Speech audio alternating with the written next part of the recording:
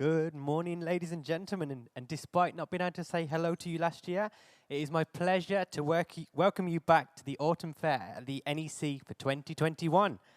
We have 4 amazing days of guest speakers joining us on the Inspiring Retail stage, and as a new addition, if you're not joining us in person, you can watch live straight from the app. If you hit program, click session, you can watch live. And you can also ask questions to any of the speakers if you hit more on the bottom right of the app. So formalities out of the way, can you please give a warm welcome to our first panel of the day. Melissa Dawkins, founder, Made in Ashford, Dr. Jackie Muliigan, founder and CEO, ShopAppy, and Carol Pyrah, Executive Director of Historic Coventry Trust, hosted by my lovely colleague, Suzanne Ellingham. Please, round of applause, please. Okay, thank you, everyone. Big apologies. Unfortunately, trains and planes and apparently automobiles were not on our side today. So Ashley Armstrong, unfortunately, after 2 hours of trying this morning, wasn't able to make it. So I've stepped in for this discussion, and it's going to be a great one. I'm joined by 3 amazing ladies who've got a lot to say about the high street. So I'm joined on, right next to me by Melissa Dawkins, who's the founder of Made in Ashford. For anybody who doesn't know, Melissa actually won our Good Retail Awards for Best High Street District, and she's doing something really special. I'm also joined by Dr. Jackie Muliigan from ShopAppy, again, who's got a fantastic point of view on how high street should be and the roles of independent stores. And then at the end, I'm joined by Carol, who is from the Coventry National Historic Trust. Sorry, Carol. And Carol's been involved in regenerating high streets, and she's done some really special work in Coventry that we're going to show you. So the discussion today, live, our first live discussion in 18 months, hopefully is one that you'll all enjoy in person. And if you're watching online and you have speakers for any of our wonderful questions for any of our wonderful panellists, then please hit Ask the Speaker, and I will ask them at the end. So, to start, I'm going to start with you, Melissa. Can you tell me a little bit about Made in Ashford and why I think it's so wonderful? Hi. So Made in Ashford is a collaborative of creative businesses, particularly makers and crafts people. So we're in our 6th year now, and we've gone from strength to strength and really changed our format, and we've grown very organically throughout that process. So we started with just 6 businesses sharing a small shop in Ashford, which was part of the Ashford Regeneration Project. And we've grown from there to have, as I say, 50 businesses in that.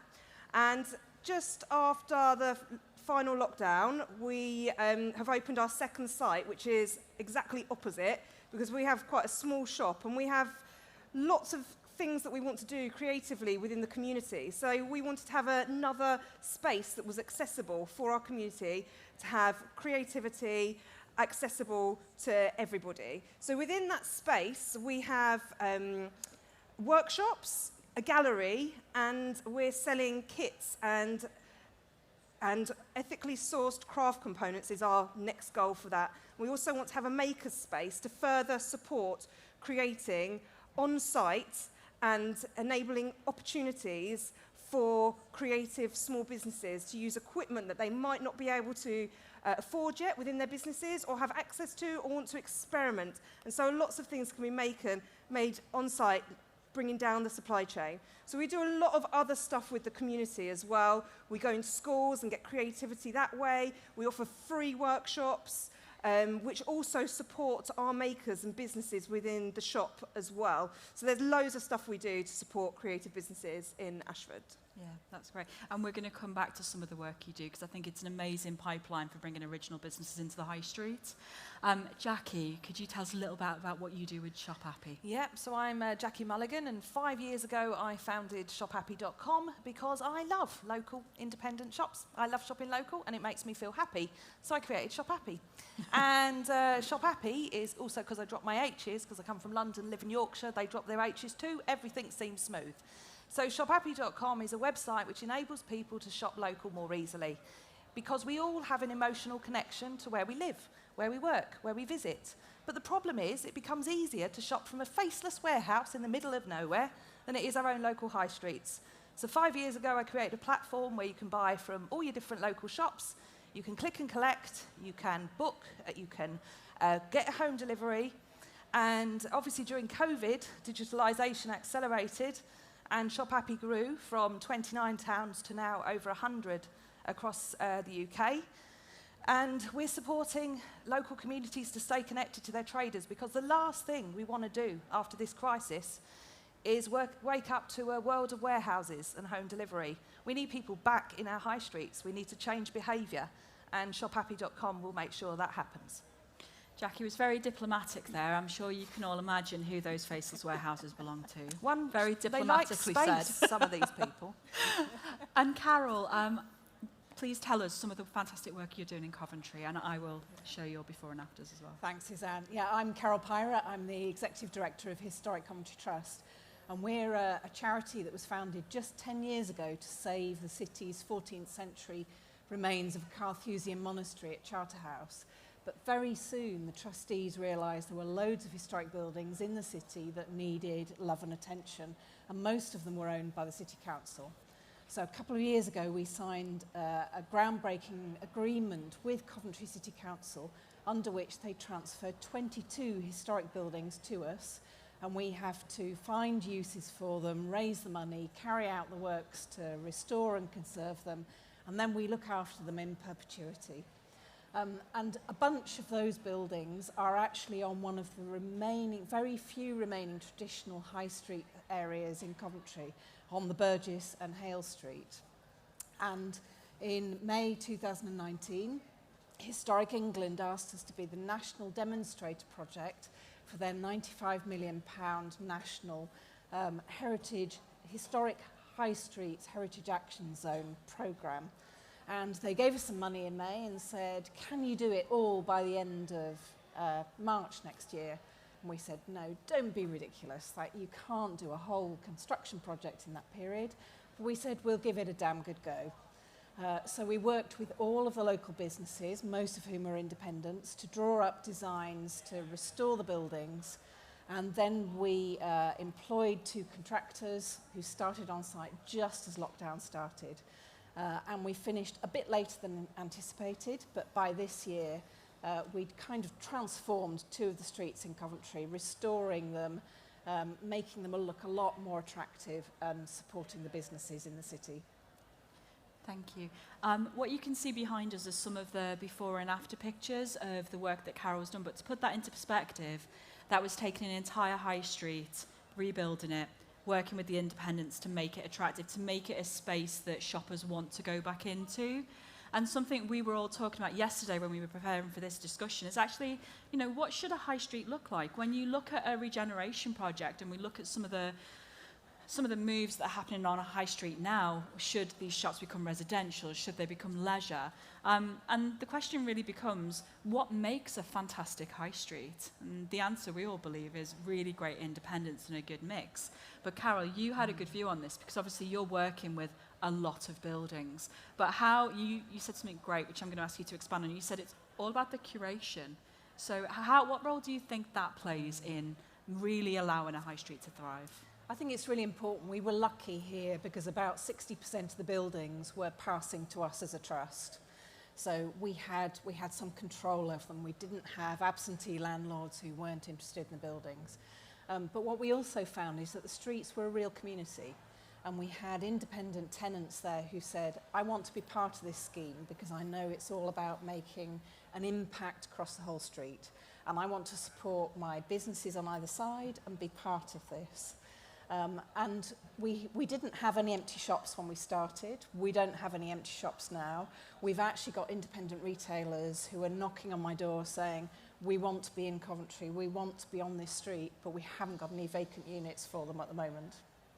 It's a nice problem to have. It is. And I'm imagining that you will be expanding from these 2 high streets as well.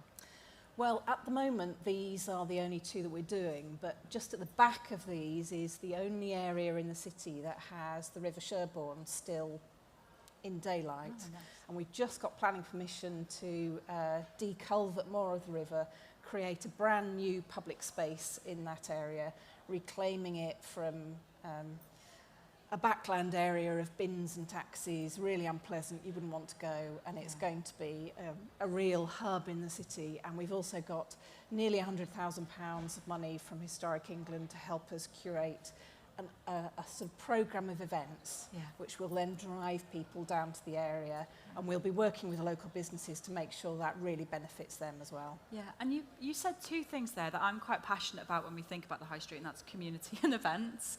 It shouldn't just be a transactional experience. Mel, I'm going to come to you, and then I'm going to come to you, Jackie. You obviously made in Ashford's a fantastic space that gives opportunities for these makers to really get up and running. What do you do within Made in Ashford in terms of reinforcing that community and building those events that, in a way that you found really works? Yeah, well, we actually, because our makers are creatives, we speak to them about putting on events and having ideas for projects, and then we work with the council to make those things a reality. And the council's actually been very passionate about teaching us how to put on larger scale events. So we've been working with an arts company from London called Emergency Exit Arts, and they've been teaching us how to get Arts Council funding and how to structure these larger scale events so we can put on those experiences ourselves. So after that commission has finished, we'll be able to do it all ourselves.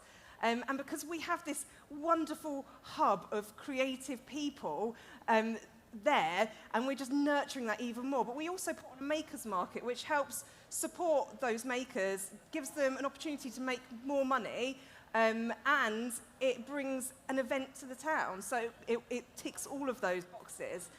So yeah, we do loads of stuff like that. And also getting involved in the community, I think, is something that's really important.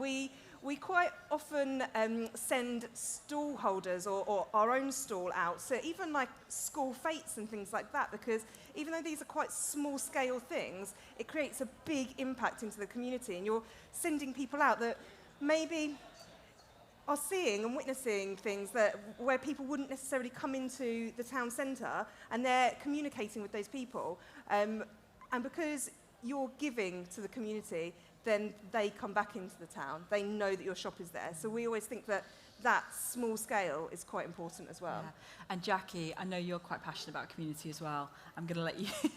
What are your thoughts? Because ShopAppy is such a great application for people who are trying to understand what's in the heart of their high street. Well, that's it. It's our community connection, isn't it? And I think, we always seem to see it as bricks or clicks, but the two of them can work together really well. And you see businesses that have a strong online following also have a very big community following.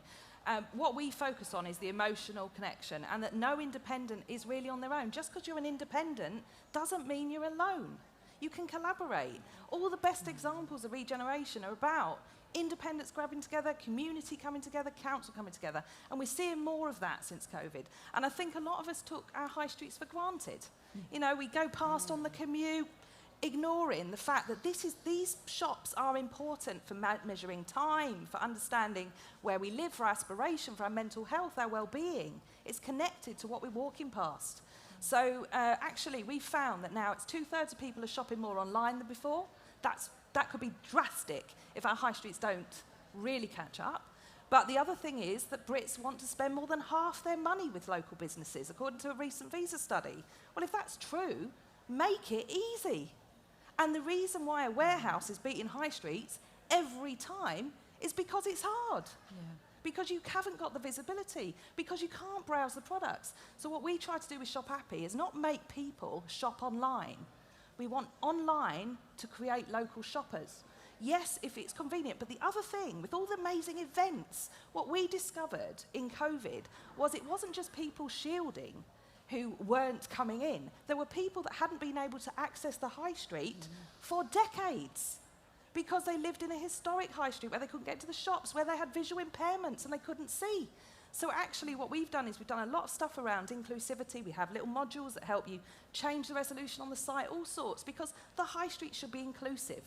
So actually that online part, please, everybody, stop saying clicks or bricks. It's got to be two. And stop thinking an independent's an island. It's a collaborative venture. It's part of the community. And it forms a social function.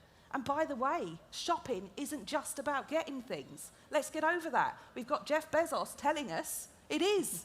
He's wrong. It's a social experience, so get it back. And I think what you said was quite interesting there. It's, you know, I think a lot has changed over COVID. And I think, you know, you could say, do bricks and mortar compete? And the answer is actually they work really well together if you use them in the right way. The competition isn't the shop down the road, it's the warehouse a million miles away. Yeah. That's the reality. The convenience decision somebody's making will be about the delivery time. Can you compete? Of course, there are price arguments. There's a lot of misunderstanding about price. It's more expensive on the high street. Well, no, it isn't actually. If you pop some of those myths online, you see that actually there are more charges there. And by the way, when I buy local, I'm invested in my community and someone who's paying taxes. I'm paying. So the government needs to up its game in terms of policy making, that's for sure, and actually make it easier for these amazing makers that Melissa's cultivating, these amazing shops in Coventry, to get onto the high street, not to have the big burden of rates, and to actually be able to have that venture in a level playing field against a warehouse or an out-of-town retail park. And I think added to that, there is a little bit of a myth that consumers won't pay more.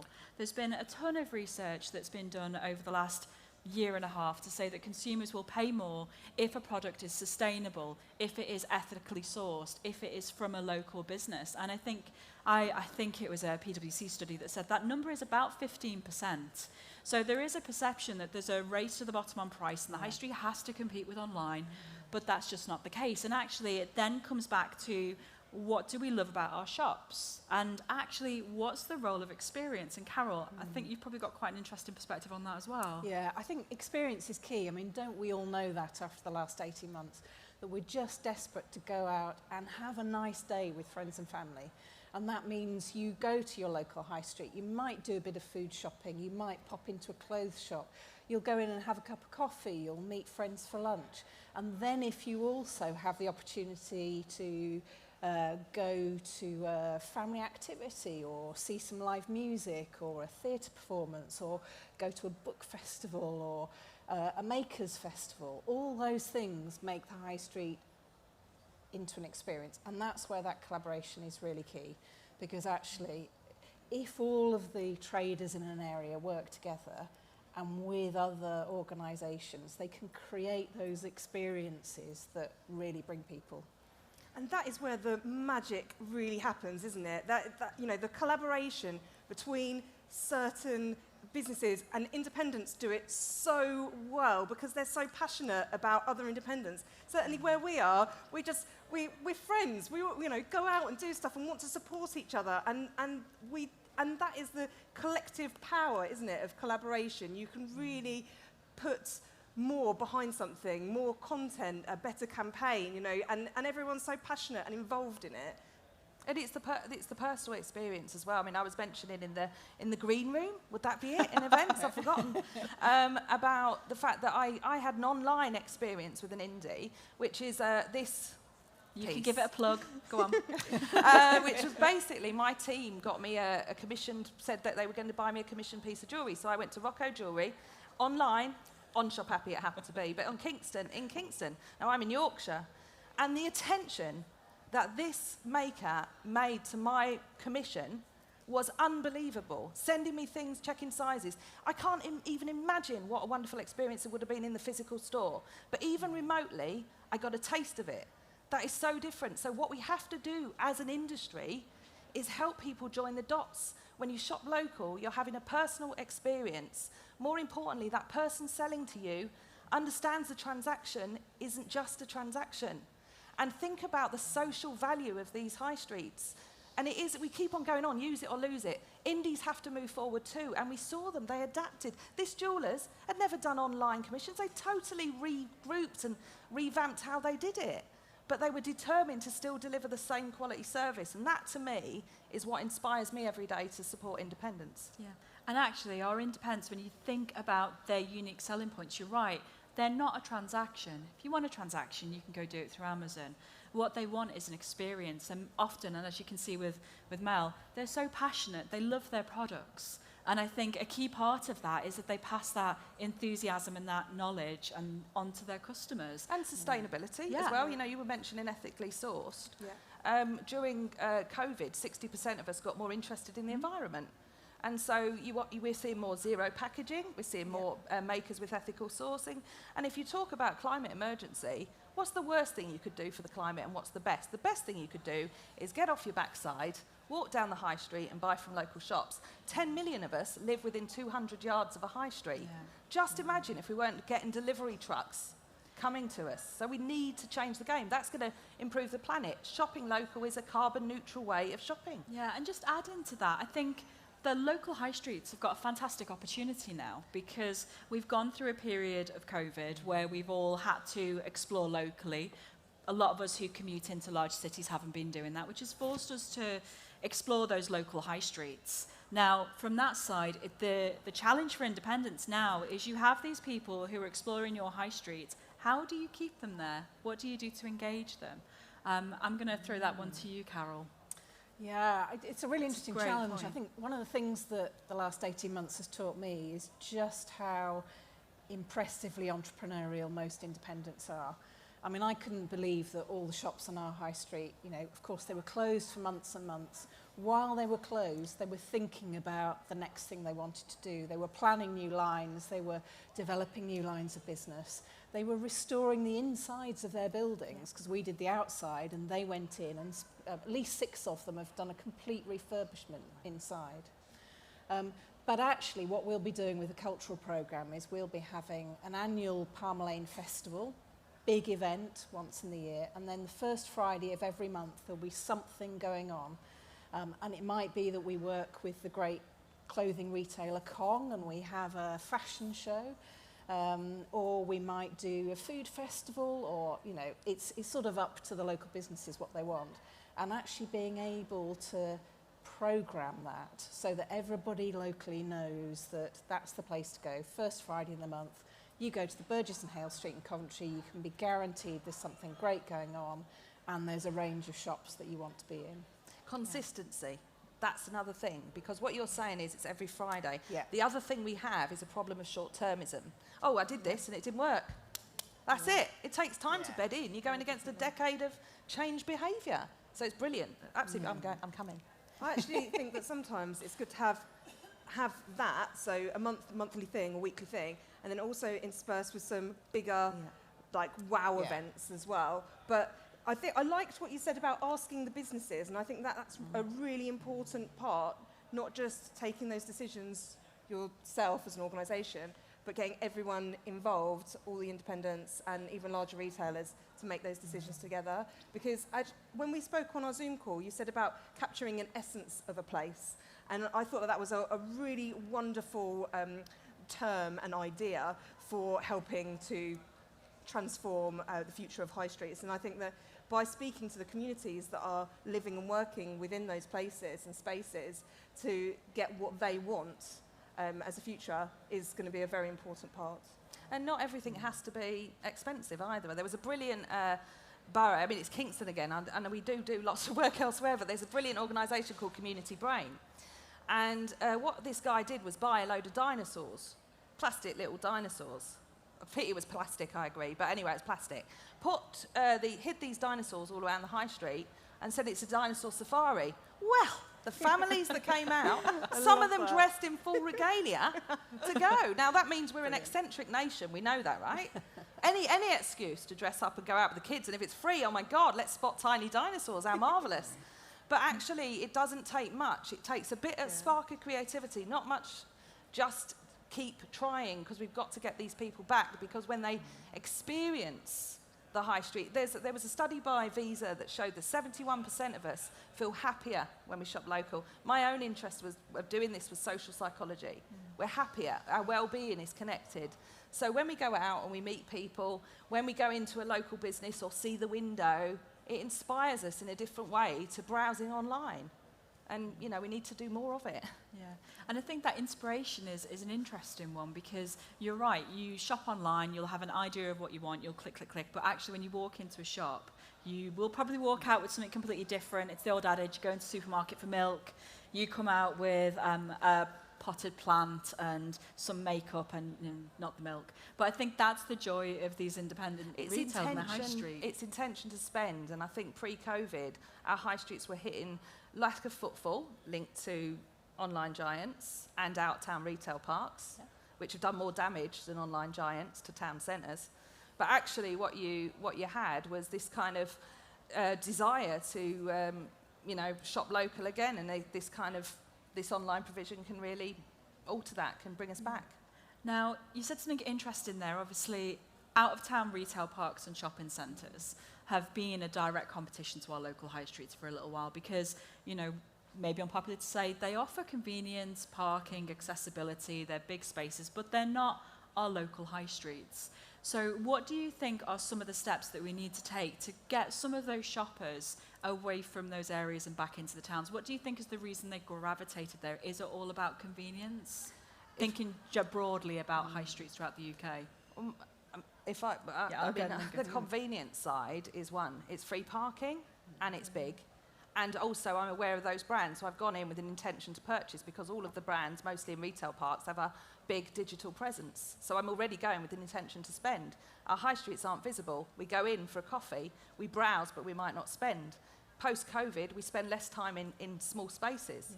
We probably feel safer here, don't we? Because we're in a big, not vacuous, beautiful space. Very full. Massive. It's the opposite of vacuous, but it's big space.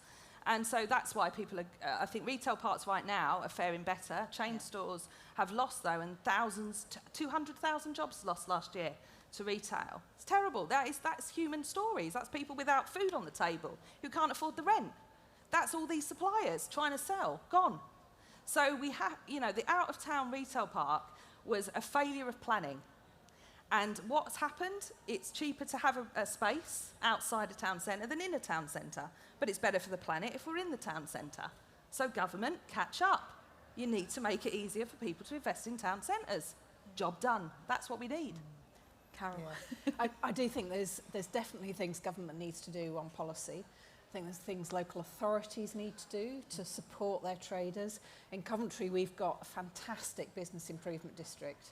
And they know every single trader in the city.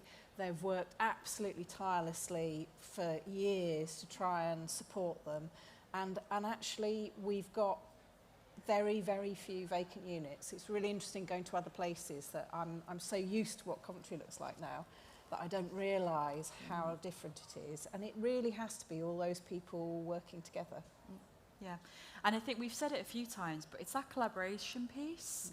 And it seems like when we look at the future of the high street and how we help some of these independents thrive and what we can do, it really comes down to that competition element. You're not competing with the shop next door. Actually, potentially, if you work together, there's a lot more that can be achieved. Yeah. Now, we hit on quite an interesting discussion. I'm going to raise it because I think this is quite interesting. Most of our town centres and most of our districts have large department stores, large anchor areas, which are the reason that a lot of our retailers come into these spaces. Now, obviously, as Jackie mentioned, a lot of department stores like Debenhams, some of the bigger multis, the fashion stores, they're not here anymore, and that does leave a gap within our high street. And I'm going to ask you all, actually, but what do you think, in an ideal world, imagine there's all the footfall in the world, what do you think would be the best kind of experience to have in replacement of those spaces? I'm going to come to you, Mel. Obviously, you've got a fantastic made in Ashford. I know, I was thinking, a giant one of those would be wonderful. It's an obvious one. Yeah, I mean, but like we did discuss that there'd have to be so much infrastructure within that to make it work, because I have seen some of these plans being put forward, and I've seen similar projects fall to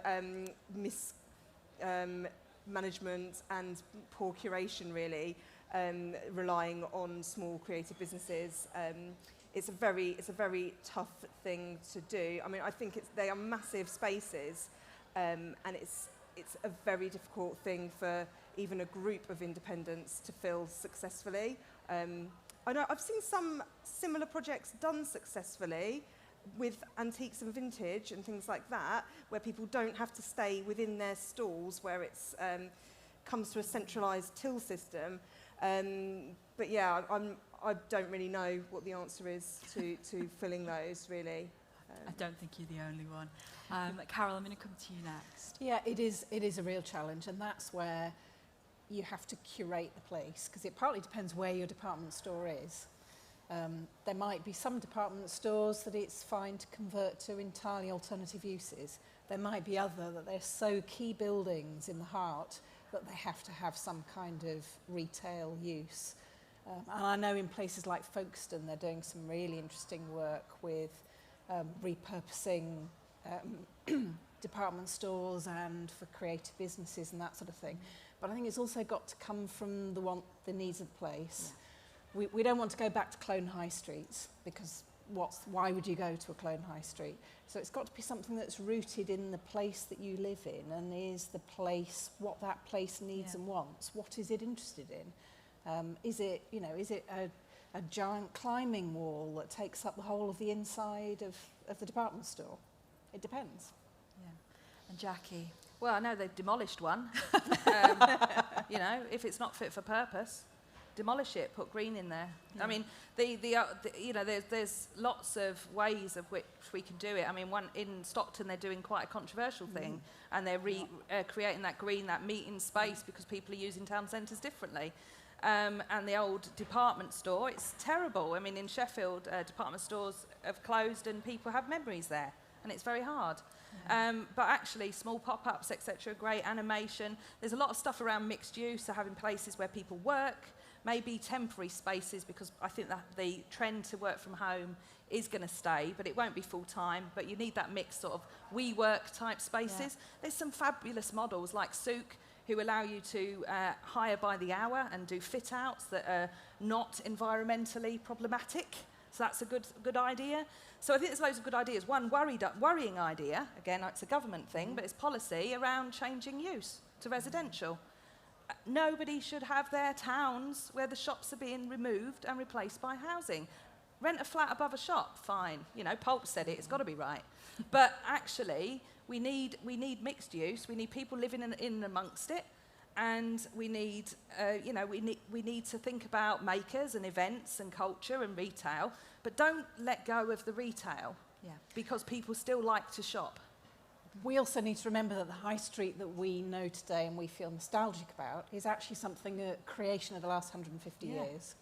And there may well be high streets that have now become too long, and it's unsustainable. But what we need to avoid is sort of pepper potting, where suddenly you've got something converted to a house next to a shop, next to another two that are houses. You can shrink a high street if that's the right thing for the place. But what you don't want is that kind of uncontrolled conversion. And that's what's happening with uses. the lifting of that regulation. It's very, very dangerous, because that, where are your local jobs? Where are your local suppliers selling to? And let's link on the bigger element. We're in a climate emergency. This isn't the time to be diluting what you have naturally got in terms of a town centre with a potentially carbon neutral footprint. I've seen some great stuff around circular economy, repair cafes. Yeah. Amazing initiatives that you should have in high streets. Go in with your broken toaster, rather than chuck it out, get a volunteer to repair it. That's the kind of stuff we will start seeing. Health, go and check out your health. There'll be a much more merging in the high street, there's no doubt about it. And I agree. I think one of the key questions that we've been looking at for a little while is actually, what is the role of the circular economy, and is that whole repair, reuse, is that the thing that's going to drive people back into stores? So, if somebody buys something, it doesn't quite, they have it for a period of time, they bring it back. What do? Do you take it in? Do you repair it? Do you give it back to them? Do you resell it? And actually, it's almost allowing independent retailers to understand that their connection to that customer isn't just when they make a purchase. It's the entire life cycle of that product. And if you can imagine the impact of that, on just simply getting people back in and that return footfall, when they're bringing something back, that's another opportunity for them to make an impulse buy. And I think I'm really interested, and I think when I think about high streets of the future, I think about the sustainability element. And I think actually, if we look back at stores in the 60s, in the 70s, when they had those deposit return schemes, when people could bring things back to their retailer, that was really the heart of that community. And it's coming back. It's coming back. Well, I hope it's coming back anyway. I'd love to see it come back. I think when we look at a lot of the challenges around independent retail, a lot of the time it comes in getting that customer back through the door once they've made a purchase, and something like a return, a repair, something that is environmentally sustainable. I mean, that's a great story, full stop, for that customer to understand about you and your business. So we...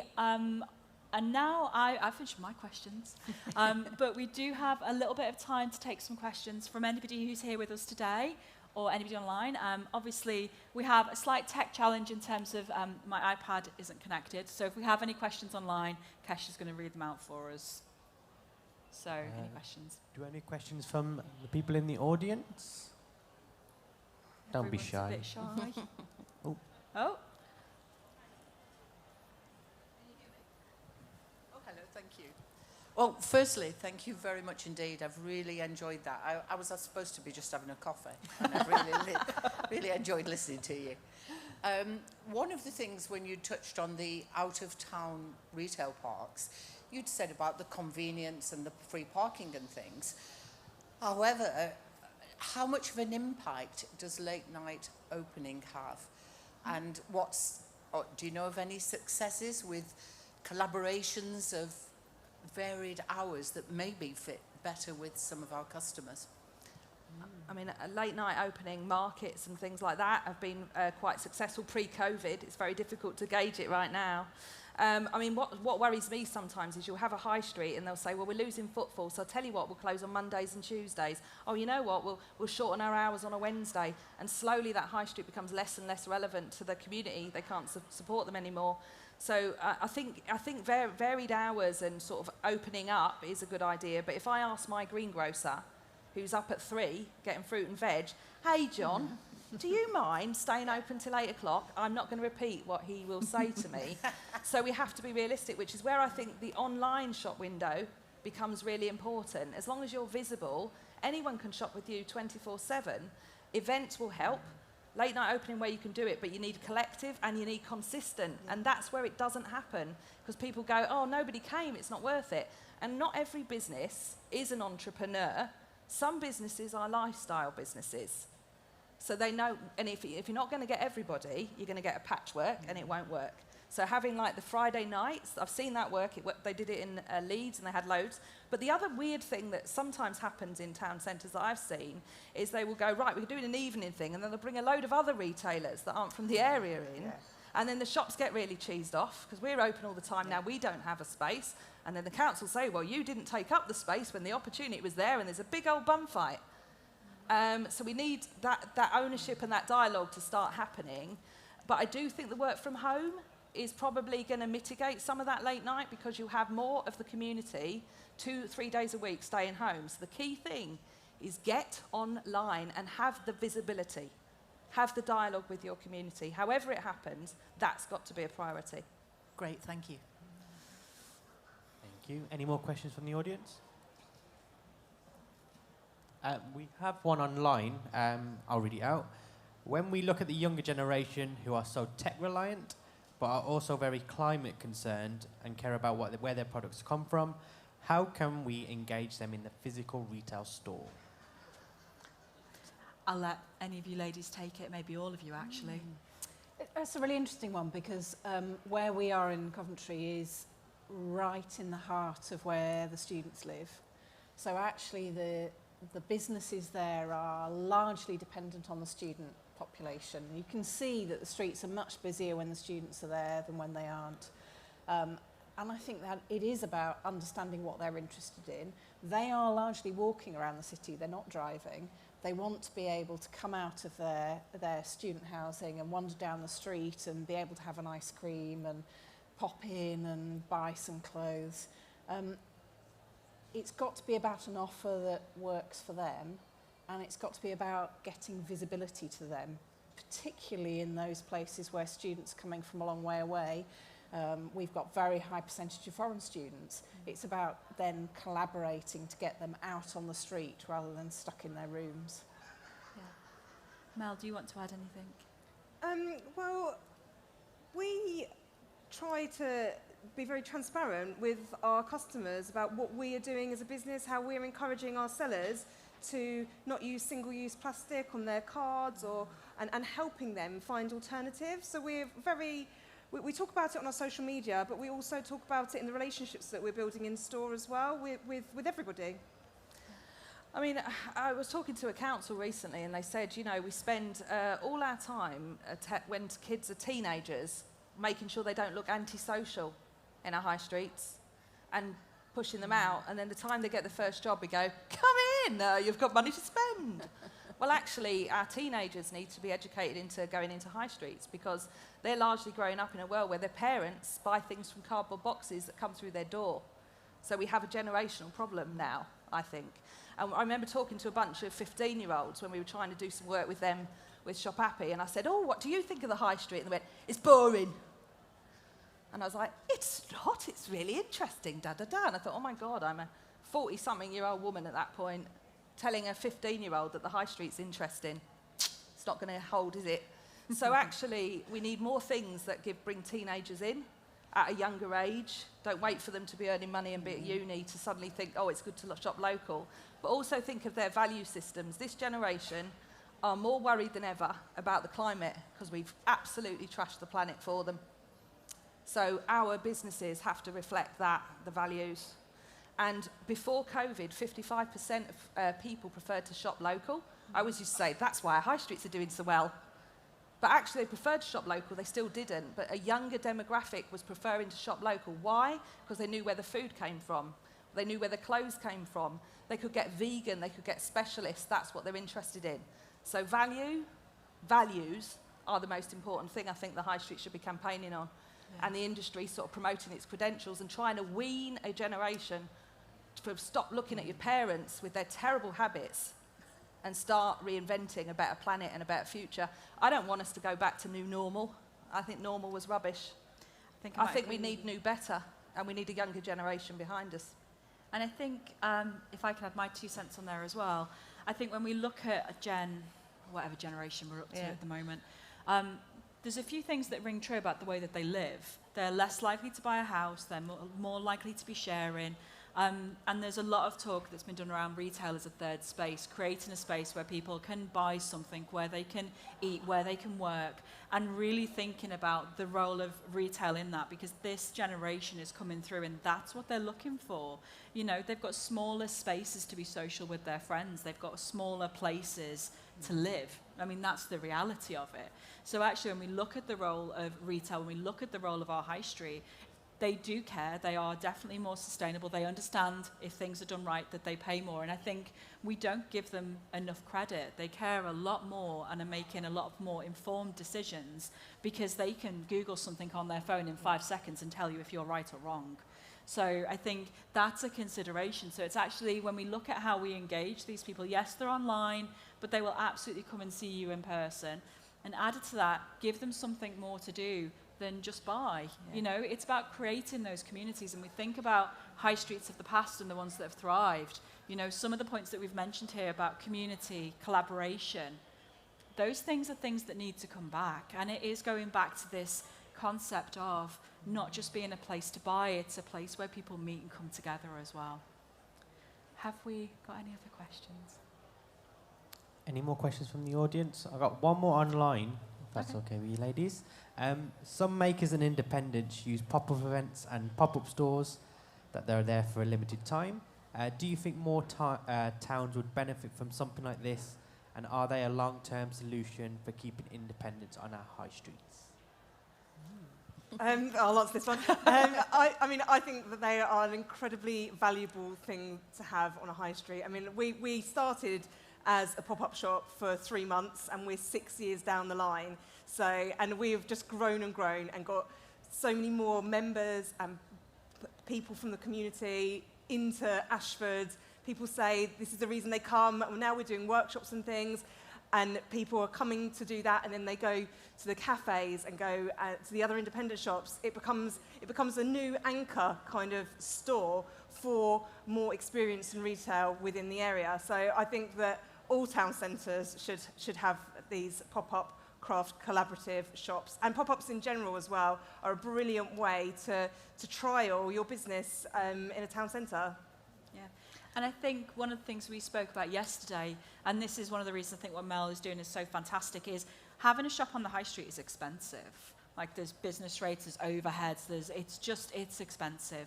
And actually that can often price out a lot of these little makers and these smaller retailers from actually being there physically. And they get so much out of it. When somebody walks in and all of a sudden you see everyone's gravitating towards the same thing, that's really, you can monitor that through page throughs and click throughs, but seeing that reaction, not only does that give you a view on where your product development is, but also, you know, what a great boost for that maker to carry on doing what they're doing. And what I feel, and what Mel's probably seen is, and I know we spoke about it, is that's your pipeline for your future shops. Youth markets. I mean, that's the thing. The National Market Traders Federation are doing youth markets to bring young people to hold their stalls. The market was the original. That is absolutely your pipeline, but we have to remove the barriers so that it isn't then, oh, I did a market and now I have to go and have an out-of-town space, or I have to stay in my living room selling online because there's no way I can afford bricks and mortar. Yeah. The pop-up's definitely a route. Yeah. Okay, great. Is that any others? Any more? Guys are shy. Oh, well. The joy of life. Thank you so much, everyone, for sitting here. And firstly, thank you to my 3 amazing panellists. I've actually really enjoyed the discussion. I hope you all have too. And if you, and just say thank you. This is our first live event and our very first session in about 18 months. So I think we're all very happy to be here today. So thank you very much, and enjoy the rest of the show. Thank you.